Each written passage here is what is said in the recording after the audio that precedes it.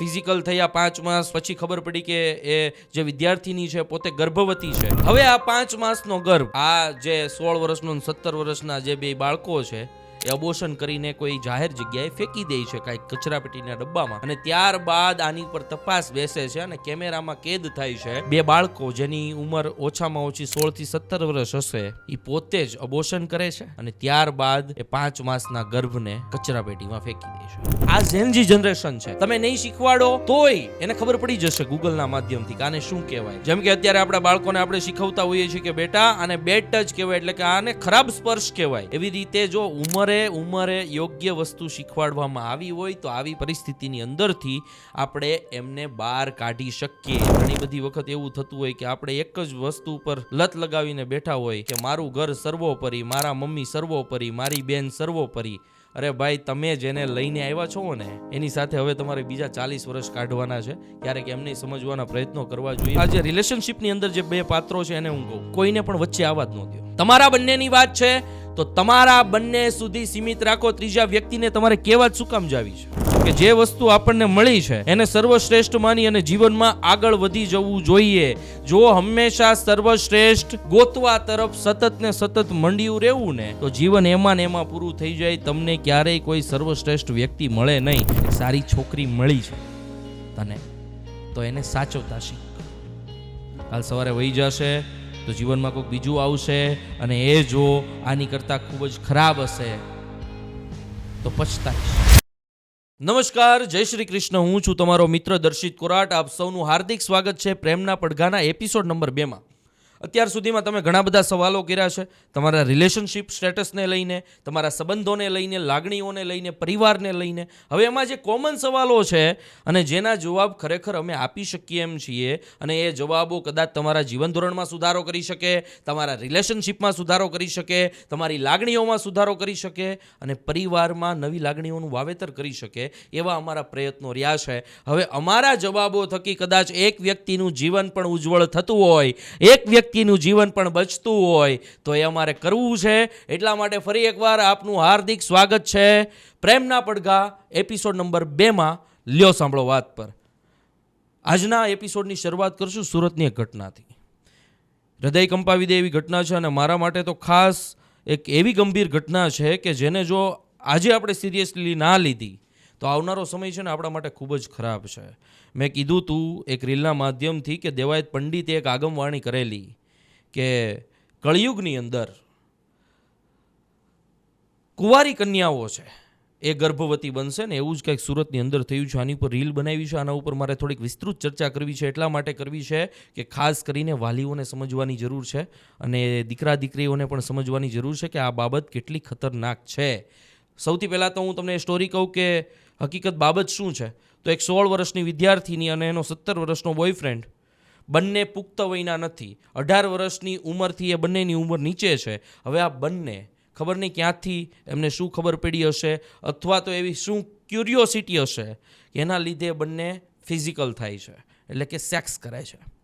Sex કર્યા બાદ જોકે આ એમની સેક્સ કરવાની ઉંમર નથી, ફિઝિકલ થવાની ઉંમર નથી, પણ એમને સમજાવવા કોણ જાય? પહેલેથી એમને આ બાબતનું કોઈ જ્ઞાન જ આપવામાં ન આવ્યું હોય. પરિવાર હંમેશા એનાથી આઘો જ ભાગ્યો હોય. પરિવારે હંમેશા આવી બાબતોને છુપાવવાનો પ્રયત્ન કર્યો હોય. આ વસ્તુ ખરાબ છે એવું કહેવાના પ્રયત્નો કર્યા હોય. એના કારણે આનું એક પણ જાતનું નોલેજ ના હોવાને કારણે આવી પરિસ્થિતિ ઊભું થાય એવું આપણે સ્વીકારી શકીએ. 16-17 વર્ષના યુવાનો યુવતીઓ આવી બધી પ્રવૃત્તિઓમાં જોડાય તો આવનારું ભવિષ્ય કઈ દિશામાં જઈ રહ્યું છે એ આપણે બધાને જોવાની ખાસ જરૂર છે. હવે આ 16 વર્ષની દીકરી અને 17 વર્ષનો એમનો બોયફ્રેન્ડ એક છોકરો, એટલે કે આ છોકરો ને છોકરી ફિઝિકલ થાય છે. આની બાબત ઉપર ડિબેટો થવી જોઈએ પણ આપણે કરતા શું કામ નથી? કારણ કે આપણે આ બાબતથી આઘા ભાગીએ છીએ. આ બાબતનું નોલેજ આપણે આપણા છોકરાને આપવું ખરાબ માનીએ છીએ. હવે મારી જેવો કોઈ વ્યક્તિ આ બાબતો પર વાત કરવાના પ્રયત્ન કરે અથવા તો શીખવાડવાના પ્રયત્ન કરે કે આ વસ્તુ આમ જ હોય તો અમને પણ આ સમાજની અંદર ખરાબ માની લેવામાં આવે છે.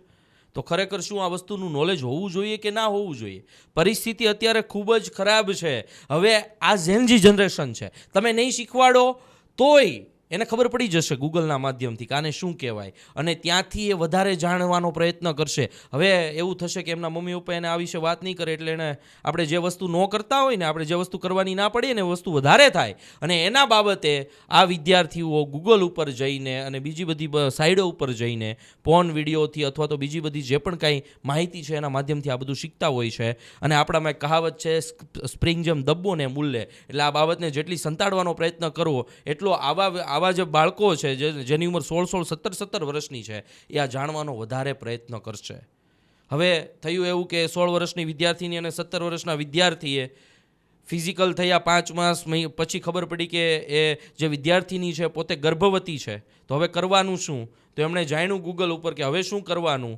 તો એમને ખબર પડી કે અબોર્શન ના થઈ શકે બિકોઝ ઓફ એજ પુખ્ત વયની નથી. તો હવે શું કરવું? ઘરે તો કહી શકાય એમ નહોતું, અને બાળકને જન્મ અપાય એવી સ્થિતિ પણ નહોતી. અને આ 16 વર્ષના અને 17 વર્ષના બાળકોમાં એટલી મેચ્યોરિટી તો હોય નહીં. આવા સમયે આ બાળકો યુટ્યુબ ઉપરથી અબોર્શન કરતા શીખે છે. એવા ઘણા બધા વિડીયો હશે કે જે અબોર્શન કરતા શીખવાડે, અને આ બંને મળીને અબોર્શન કરે છે. હવે આ 5 માસનો ગર્ભ, આ જે 16 વર્ષનો અને 17 વર્ષના જે બે બાળકો છે એ અબોર્શન કરીને કોઈ જાહેર જગ્યાએ ફેંકી દે છે, કાંઈક કચરાપેટીના ડબ્બામાં. અને કોઈને જાણ થાય છે કે અહીંયા એક 5 માસનો ગર્ભ મળેલો છે. અને ત્યારબાદ આની પર તપાસ બેસે છે અને કેમેરામાં કેદ થાય છે કે બે બાળકો જેની ઉંમર ઓછામાં ઓછી 16 થી 17 વર્ષ હશે એ પોતે જ અબોર્શન કરે છે, ગર્ભપાત કરે છે, અને ત્યારબાદ એ 5 માસના ગર્ભને કચરાપેટીમાં ફેંકી દે છે. આ બાબત જ્યારે બહાર આવી ત્યારે બધું જ હચમચી ગયું. આ કોઈ નાની બાબત નથી. નાની બાબત એટલે નથી કે 16, 17 વર્ષે આ વસ્તુ થવી એ બહુ જ ધ્યાને લેવા જેવી અને સિરિયસલી બાબત છે. કારણ કે આવી બાબતો સમાજ માટે ખૂબ જ દૂષણરૂપ છે. જો આજે આની ઉપર ધ્યાન નહીં દઈએ તો કાલે કદાચ મોટા ભાગની સ્થિતિ આવી જશે, અને આ વસ્તુ જેમ નોર્મલ બનતી જશે એમ બળાત્કાર કરતાં પણ વધારે ખતરનાક બનતી જશે. આ સ્પષ્ટપણે છે. હવે આવું થાય છે શું કામ? આવું થાય છે એટલા માટે બાળપણથી આપણે નોટિસ કરતા આવ્યા છીએ. આપણા ઘરમાં આપણા મમ્મી, આપણા બેન ગમે એ પીરિયડ્સમાં આવે તો સંતાડવામાં આવે એવી બધી બાબતોને, અને એ વસ્તુને ખરાબ માનવામાં આવે. રૂઢિગત રીતે આપણે જઈએ, રૂઢિચુસ્તતા આપણામાં ઘર કરી ગઈ હોય છે. સાથે સાથે એવી કોઈ પણ બાબતોનું જ્ઞાન, હું એવું માનું છું કે ભલે સમય અનુસાર, પણ સમય અનુસાર અમુક બાબતોનું જ્ઞાન આપવું જોઈએ. જેમ કે અત્યારે આપણા બાળકોને આપણે શીખવતા હોઈએ છીએ કે બેટા આને બેડ ટચ કહેવાય, એટલે કે આને ખરાબ સ્પર્શ કહેવાય. એવી રીતે જો ઉંમરે યોગ્ય વસ્તુ શીખવાડવામાં આવી હોય તો આવી પરિસ્થિતિની અંદરથી આપણે એમને બહાર કાઢી શકીએ. હવે છોકરાઓ હોય છે એ સંતાઈને એની એક ઉંમરે પોર્ન જોતા હોય છે. તો સંતાઈને જોવી પડે એવી પરિસ્થિતિ શું કામ આવી? કારણ કે આપણે એમને એ બાબત સમજાવી નથી શકતા, આપણે શરમ અનુભવીએ છીએ. પણ જો એક વખત આપણે આપણા દીકરાને કહી દઈએ કે આ બાબત આવી છે, બેટા જો આમાં બહુ ધ્યાન રાખવાનું, આવી બાબતમાં ફસાવાનું નહીં, હજી આપણે વાર છે, હજી આપણી ઉંમર નથી થઈ, તો એ બાળક સમજવાના પ્રયત્ન કરશે. પણ જો તમે એનાથી આગા ભાગ્યા, એક મમ્મી પપ્પા તરીકે, એક માતા પિતા તરીકે જો આ બાબતથી તમે આગા ભાગ્યા, એટલે તમારો દીકરો કે દીકરી એ બાબતમાં સપડાવાના જ છે. કારણ કે નિયમ છે, માનવ મનની પરિસ્થિતિ છે, આપણી માનસિકતા છે કે જે બાબત આપણને કરવાની ના પાડવામાં આવે એ બાબત પહેલાં થાય. તો આ બાબતે આપણે સૌએ જાગૃત થવું જોઈએ. સમયે આપણે એ વસ્તુનું જ્ઞાન આપવું જોશે. અને એ માત્ર શાળાની જવાબદારી નથી. 10મા ધોરણના વિજ્ઞાનના પુસ્તકમાં ઘણી બધી એવી પ્રક્રિયાઓ દર્શાવવામાં આવી છે. તો એવી ક્યુરિયોસિટી આવી ક્યાંથી કે 8મા ધોરણના છોકરાઓ 10મા ધોરણના છોકરા પાસે બુક માંગે કે તમારી વિજ્ઞાનની બુક જોવા દો ને. આવું આપણા બધાના લાઈફમાં થયું છે. આવું ક્યાંથી? કારણ કે આપણને ખબર નથી અને અચાનક ખબર પડે છે. પણ જો આ વસ્તુનું નોલેજ સમયે આપણને આપવામાં આવ્યું હોય તો આ કોઈ નવીન બાબત ના લાગે. બેઠું ઉદાહરણ એવું છે કે માની લ્યો કે બહુ મોટા સેલિબ્રિટી છે, માની લ્યો કે સલમાન ખાન છે. હવે સલમાન ખાનને હું ક્યારેય ન મળ્યો હોય ને મળું તો એ પરિસ્થિતિ અલગ હોય. ઓહો સલમાન ખાન મને મળ્યા, અને એ જ સલમાન ખાન મને રોજ મળતો હોય તો પરિસ્થિતિ શું હોય? મને કાંઈ ફરક જ ન પડે. એની ભેગું ફોટો પડાવું ન પડાવું મને કાંઈ ફરક જ ન પડે. હવે હું સલમાન ખાન બાજુમાં રહેતા હોય તો મને કાંઈ ફરક પડે? ન જ પડે, કેમ કે હું રોજ એને જોઉં છું. પણ એ જ સલમાન ખાન મને ભાગ્યે જોવા મળતો હોય અને અચાનક એક દિવસ મારી સામે આવી ગયો હોય તો હું આશ્ચર્યચકિત થઈ જાઉં કે નહીં. બસ બાબત એવી છે કે જો પહેલેથી નોલેજ આપવામાં આવ્યું હોય તો આ બધી પ્રક્રિયાને આપણે સ્થિર ગતિએ ચલાવી શકીએ છીએ. આ નોલેજ નથી આપવામાં આવ્યું એટલા માટે આ તીવ્ર બને છે અને આવી બધી પરિસ્થિતિઓ ઊભી થાય છે. બીજો સવાલ છે, એ કોમન સવાલ છે અને ઘણી બધી સ્ત્રીઓ દ્વારા પૂછવામાં આવેલો સવાલ છે કે ભાઈ આવી બાબતમાં અમારે શું કરવું. હવે જે સ્ત્રીઓ સાસરે જઈ છે તો આપણી છે ને એક માનસિકતા બની ગઈ છે કે હંમેશા સ્ત્રીઓનો જ વાંક હોય. જે સ્ત્રી વહુ બનીને એટલે કે પત્ની બનીને એમના સાસરે જાય છે તો એની ઉપર ઘણી બધી જવાબદારી હોય છે. ફેમિલી સંભાળવાની જવાબદારી, દેરને સંભાળવાનો, નણંદને સંભાળવાનો, સાસ વહુને સંભાળવાનો, બધી જ પરિસ્થિતિઓની અંદર જો કોઈ ભૂલચૂક નીકળે તો આપણે હંમેશા એક જ વ્યક્તિને ટાર્ગેટ કરીએ છીએ, એ છે આપણી પત્ની એટલે કે ઘરની વહુ. પણ આ પરિસ્થિતિઓની અંદર ઘણી બધી પરિસ્થિતિઓ એવી હોય કે દર વખતે પત્નીનો વાંક પણ ના હોય અને આપણે એવું સમજતા હોય કે નહીં, મારા મમ્મી પપ્પા મારા માટે સર્વોપરી છે, મારો ભાઈ મારા માટે સર્વોપરી છે, મારી બેન મારા માટે સર્વોપરી છે. પણ છે તો માણસ જ ને. દર વખતે પત્નીનો વાંક હોય એવું જરૂરી નથી. ક્યારેક આપણી બહેનનો પણ વાંક હોય, ક્યારેક આપણા ભાઈનો પણ વાંક હોય, ક્યારેક આપણા માતા પિતાનો એટલે કે સાસુ સસરાનો પણ વાંક હોય. ઘણી બધી જગ્યાએ ઘરમાં જેટલી રૂઢિચુસ્તતા ઘર કરી ગયેલી છે કે બિચારી નવપરણિત સ્ત્રી શું કરી લે.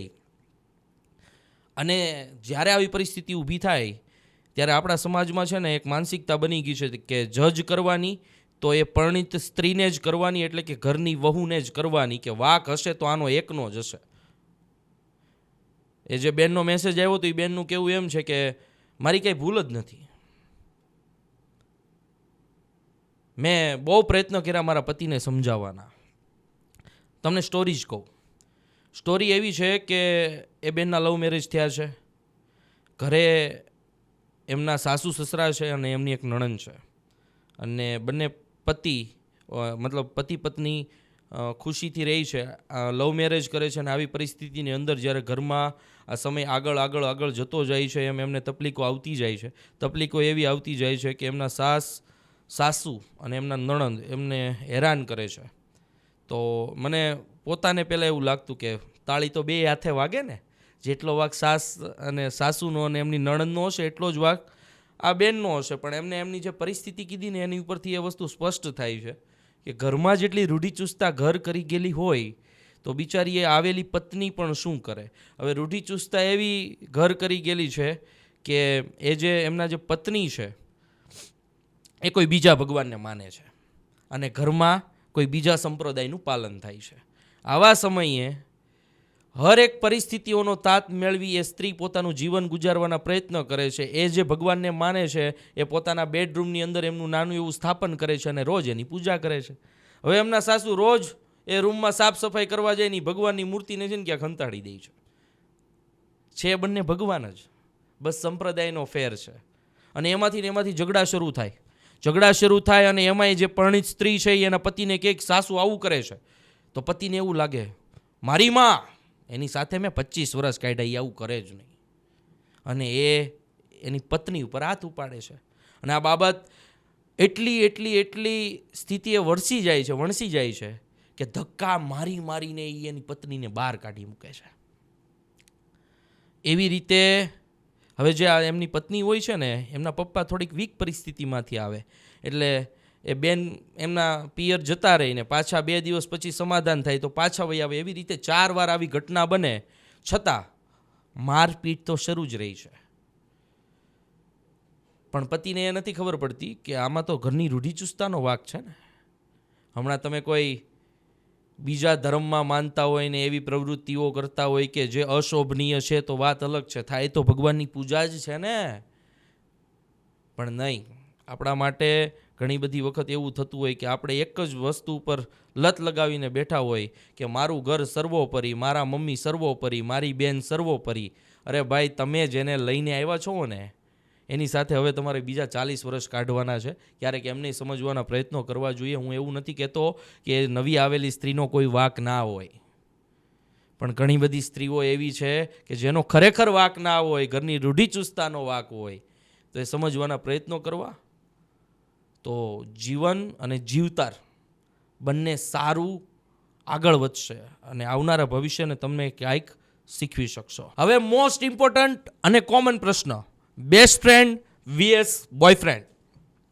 અનેકના જીવનની પથ્થારી ફેરવનાર કોઈ વ્યક્તિ હોય તો એને કહેવામાં આવે છે બેસ્ટ ફ્રેન્ડ, અંગત મિત્ર. પછી હું કહેવામાં આવે બીજું ક્લોઝ ફ્રેન્ડ, સંઘર્ષનો સાથી, દુઃખનો સાથી, એટલે કે બેસ્ટ ફ્રેન્ડ. હવે આ બેસ્ટ ફ્રેન્ડ કોને કહેવાય ને એ પહેલાં તો સમજવાની જરૂર છે. ખાસ કરીને આ એ વ્યક્તિ છે, બધાને જજ નથી કરતો, પણ ખરેખર આ એ વ્યક્તિ છે, બે વ્યક્તિનું રિલેશનશિપ બહુ સારી રીતે ચાલતું હોય ને એમાં જે ત્રીજો વ્યક્તિ બેસ્ટ ફ્રેન્ડના નામે, ક્લોઝ ફ્રેન્ડના નામે, અંગત મિત્રના નામે, દુઃખનો સાથીદાર, સુખના સાથીદારના નામે જે પડે અને જે ભાગલા પડાવે ને એ આ વ્યક્તિ છે. હળાવ, તમે ઘણા બધાની લાઈફની દઈ નાખી છે.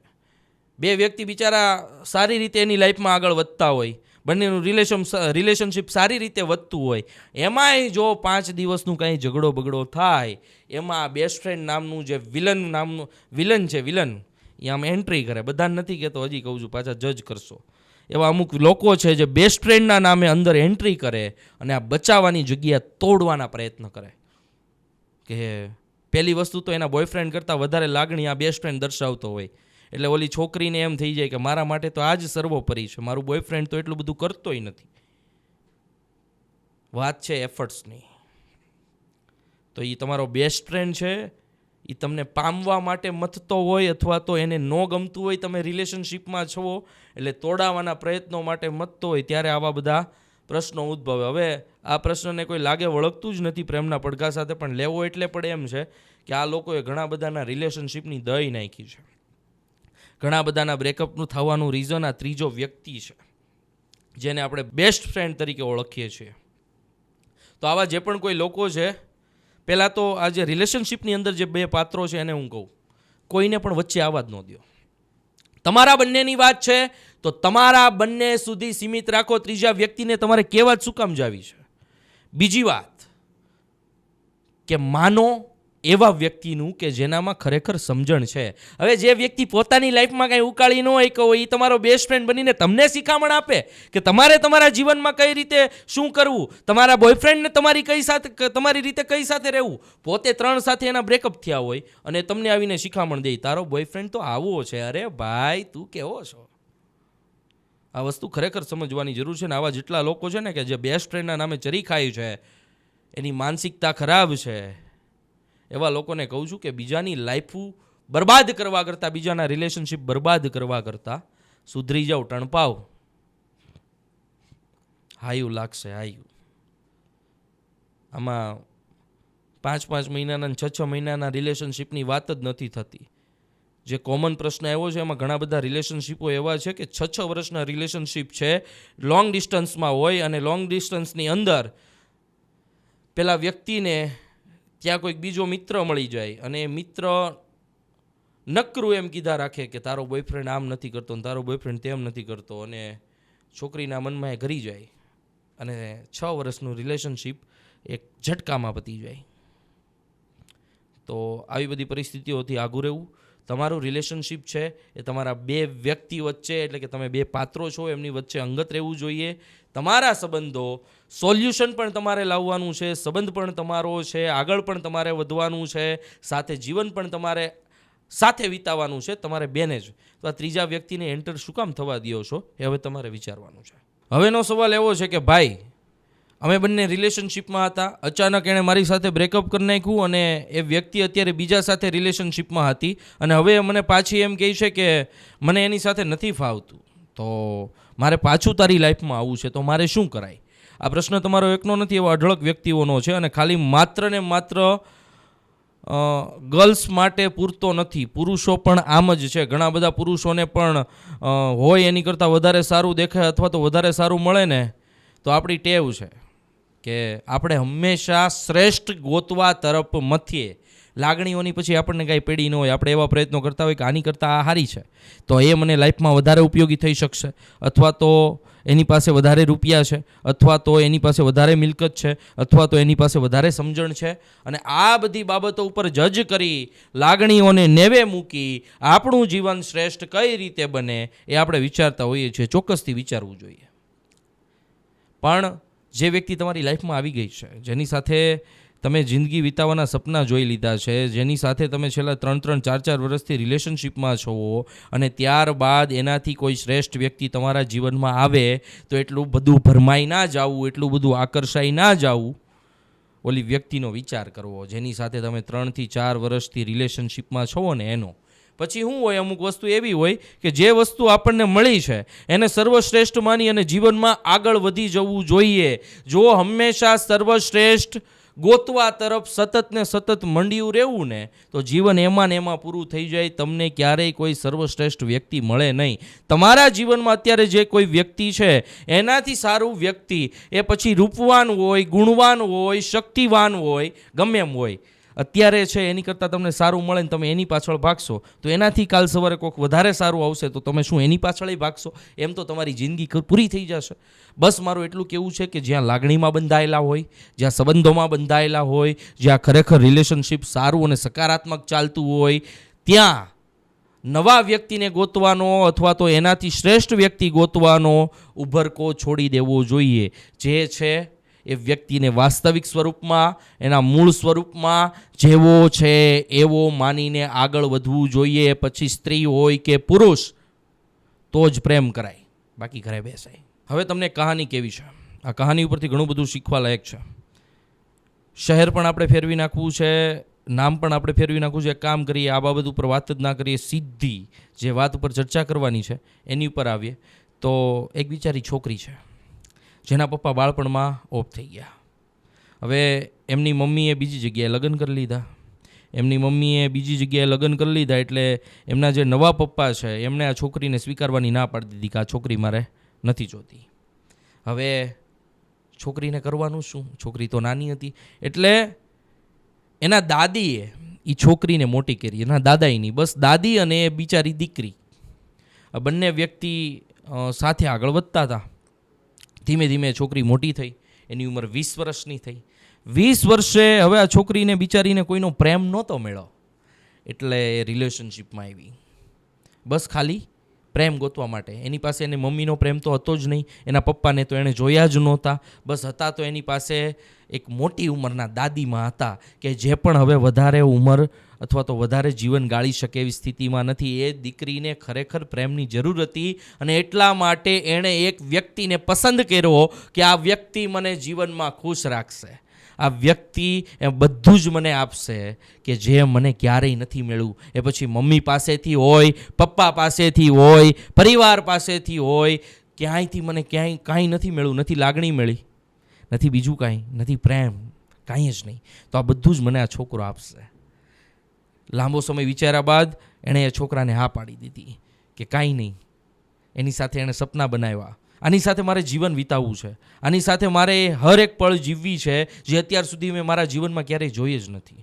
રિલેશનશિપ બહુ સારું ચાલતું હતું, એવામાં એ છોકરાની એક્સ ગર્લફ્રેન્ડ એ વચ્ચે પડે છે અને ત્યારબાદ એ છોકરો આ છોકરીને એમ કહે છે કે મને એ ગમે છે ને તું ગેમ છો, હું બેય સાથે બોલીશ, બેય સાથે વાત કરીશ અને કાલ સવારે મને સારું લાગશે એની સાથે હું મેરેજ કરીશ અને તારે રહેવું હોય તો રહે, નકર વહી જા. હવે બિચારી પેલી છોકરી કરે શું? નથી એની પાસે પપ્પા, નથી એની પાસે મમ્મી, એક દાદીમાં છે જે હવે વધારે જીવન ગાળી શકે એવી સ્થિતિમાં નથી. 20 વર્ષની છોકરી પોતાના જીવનમાં આગળ વધે છે, જોબ કરે છે, સંઘર્ષ કરે છે, પોતાના મેરેજ માટે રૂપિયા ભેગા કરે છે, એને બીજા કોઈનો સહારો નથી. એવા સમયે આ વ્યક્તિ એની પરિસ્થિતિ જોઈને કે એની પાસે એના પપ્પા નથી, એની પાસે એના મમ્મી નથી, એની પાસે એને સંભાળી શકે એવું કોઈ નથી, આવા સમયે એ છોકરો એમ કહે છે કે તારે રહેવું હોય તો રહે, નકર કાંઈ નહીં. શું કામ? એને ખબર છે કે આની પાસે મારી સિવાય કોઈ નથી. આ ટણપા તને જ કહું છું, બુદ્ધિ હોવી પડે. છોકરી પાસે કોઈ નથી. જો તારામાં જમીર ન હોત તો ક્યારેય એ છોકરી સાથે રિલેશનશિપમાં આવવાની તારી જરૂર જ નહોતી. હવે તું આવ્યો છો તો નિભાવતા શીખ, કારણ કે વ્યક્તિ એકલી છે, એને બસ તારી પાસેથી એ પ્રેમ જોતો છે જે એને પરિવારમાંથી નથી મળ્યો, એની ફેમિલીમાંથી નથી મળ્યો, એના મમ્મી પાસેથી નથી મળ્યો, એના પપ્પા પાસેથી નથી મળ્યો. એણે મને કીધું કે ભાઈ મારે બીજું કાંઈ નથી જોતું, મિલકત નહીં હોય ને તો ચાલશે, હું એની સાથે ગમે ત્યાં રહેવા તૈયાર છું, અમે સંઘર્ષ કરવા તૈયાર છીએ, બસ મારે એની પાસેથી એ પ્રેમ જોતો છે જે મને મારા મમ્મી પપ્પા પાસેથી ક્યારેય નથી મળ્યો. અને મને એવું છે કે મારા 20 વર્ષ તો જેવા ગયા એવા, આવનારા 30 વર્ષ તો હું કાંઈક સારા વ્યક્તિ સાથે કાઢું એવી એની લાગણી છે. અને સામે તું એની પરિસ્થિતિ જોઈને એને એમ કહેશો કે તને ગમે તો રે, નકર કાંઈ નહીં. એક સારી છોકરી મળી છે તને, તો એને સાચવતા શીખ.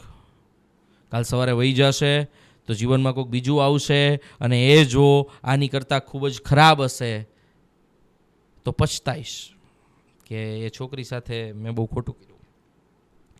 અને એ છોકરીને પણ હું કહેવા માગું છું કે એક મોટા ભાઈ તરીકે અમે તારી સાથે છીએ.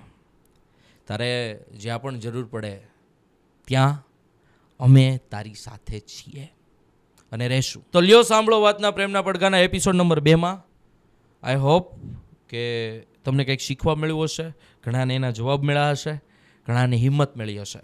આવનારા સમયમાં પણ વધારે ક્વોલિટી સાથે, વધારે ડીપમાં અને ખૂબ જ સારી રીતે અમે તમને સમજી શકીએ અને તમે પણ અમારી ભાષાને સમજી શકો એ રીતે કાંઈક ને કંઈક પીરસતા રહીશું જે તમને જીવન જીવવામાં ઉપયોગી થાય, જે તમને કોઈ સાથે જીવન જીવવામાં ઉપયોગી થાય, જીવન ઘડતરમાં ઉપયોગી થાય. જય હિન્દ, વંદે માતરમ.